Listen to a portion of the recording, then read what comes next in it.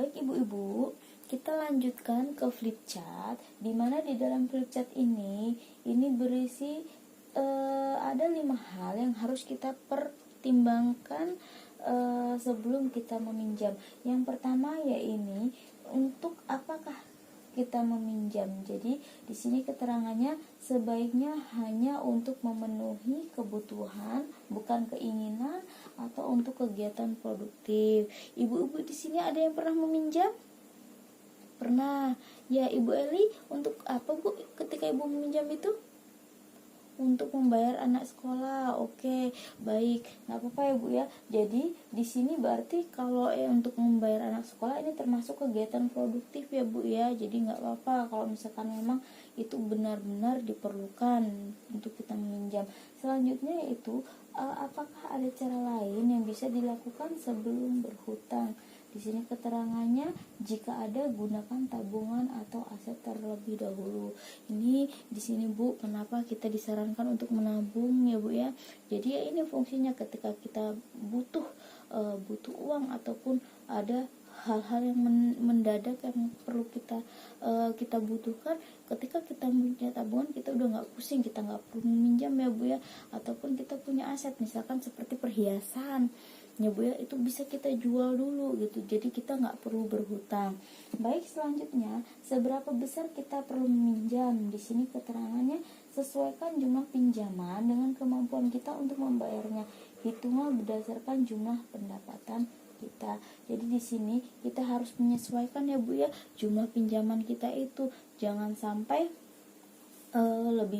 lebih besar antara kemampuan kita gitu. Misalkan kita juga harus bisa mengukur nih kemampuan kita sampai seberapa sih gitu. Misalkan kemampuan kita hanya bisa membayar setiap minggunya 100.000 gitu ya Bu ya, kita carilah pinjaman yang bisa memberikan pengembaliannya itu setiap minggunya itu hanya 100. Jangan kita mencari pinjaman yang kita mampunya 100 setiap minggunya, tapi kita meminjam kepada yang total pengembaliannya itu setiap minggunya itu ada 200 sampai 300. Kita akhirnya tekor ya Bu ya. Jadi akhirnya kita gali lubang tutup lubang nanti akhirnya ya Bu ya. Baik, selanjutnya itu bagaimanakah kita dapat membayar kembali pinjaman. Di sini keterangannya, sesuaikan waktu pengembalian pinjaman dengan pola pendapatan kita, tetap atau tidak, musiman atau tidak.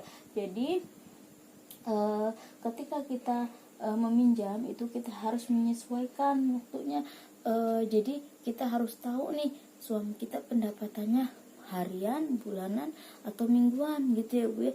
Ketika suami kita berpendapatannya, berpenghasilannya itu gajinya setiap minggu, ya kita cari pinjaman yang bisa melakukan pengembaliannya itu setiap minggu gitu ya Bu ya. Jadi kita harus bisa menyesuaikan gitu.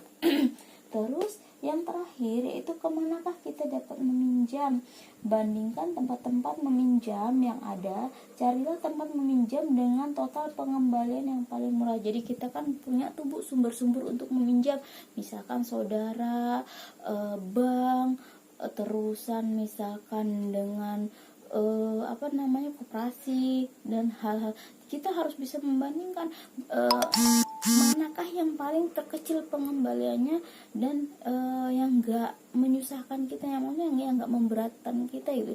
Kalau kita mau cari titik amannya sih ke saudara, teman terdekat atau tetangga Ibu ya, itu yang enggak ada bunganya, tapi kita juga harus konsekuensi. Misalkan kita meminjam ke saudara kita memberikan tapi tolong nanti jangka waktu segini tolong dipulangkan ya. Kita harus konsisten, kita harus mengikuti aturan dari saudara kita yang telah meminjamkan uangnya kepada kita ya Bu ya.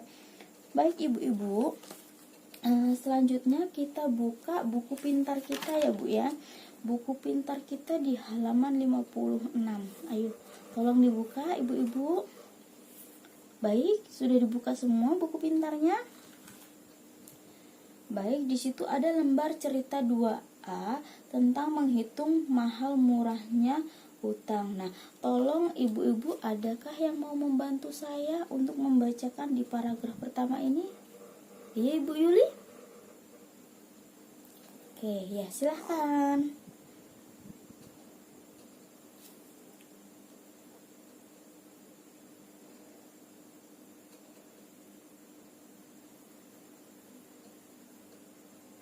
Ibu-ibu yang lain harap menyimak juga ya Bu ya.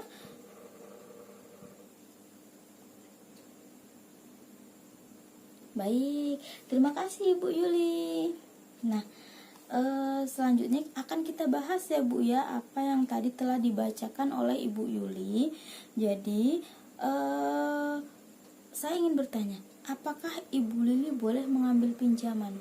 Nah, dari apa yang tadi dibacakan oleh Ibu Yuli, boleh nggak sih Ibu Lili itu mengambil pinjaman? Ada yang mau membantu menjawab? Ya, Ibu Ita silahkan. Boleh, iya. Alasannya kenapa Bu? Iya, betul sekali.